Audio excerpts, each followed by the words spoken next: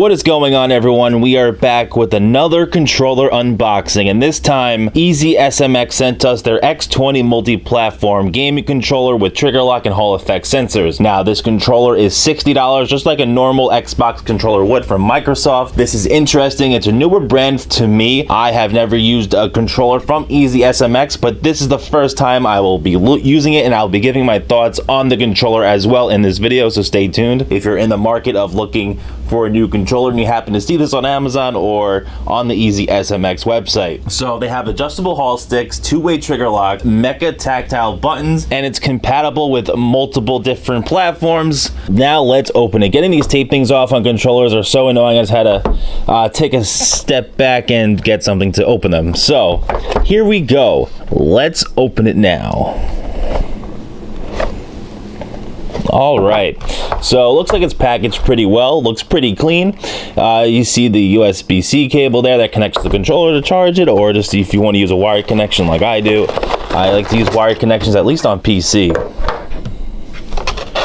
And so here we go. I mean, it feels pretty nice. The buttons feel very different compared to the Power A controllers we've covered, or even the regular Microsoft controllers. A little bit different here at the home button. Oh, looks like it's lighting up right now. Look at that. Well, it has a lot of colors. That's a good thing. And it has a couple other buttons here for start, back, and then two over here, which I'm not sure what these buttons do yet. But if you take a look at the back, it has paddles and things like that, just like the Power A controllers have. A lot of these controllers do similar things. What the EasySMX controller does differently, we'll have to find out and use the controller. So I'm gonna go try this controller out, and I'll be right back with my review. What's going on, everyone? I am back with my impressions of the EasySMX X20 gaming multi-platform controller. Yes, it's a very long title for a controller. So you saw on my unboxing of the controller what it looks like. I played with it. I played Helldivers 2. I played Halo with it on PC. I've also played some ordinary games. I even played Frostpunk 2 with this controller that recently came out. I know it's more of a, you don't really need a controller for that game, but I wanted to try it anyway. But anyway. So while playing with this controller, you really get used to the tactile buttons. Now, for me personally, I don't really care about the tactile buttons on here. I don't think it really makes a difference for me. I don't know about for you, if you look into that. That's more of a preference thing. For me, I don't need that. One of the other things I think I also said earlier was that the thumbsticks can come off very easily. You can make them longer or even replace them. The analog sticks here. So it easily comes off. That's one of the things that I don't like about it. It could easily come off, like I'd be playing and all of a sudden, oh, it just came off. So that's one of the complaints that I have as well. One cool thing though is the trigger lock system. So on the back of here, you have these locks here. You can lock the triggers for like certain games. So like over here, I moved the lever. I don't know if you can see it really well, so I'm moving the lever down again. Now it can press all the way down. So that's another cool feature. The middle buttons as well, you have the start in the menu, and then you have command, and then you have the home button.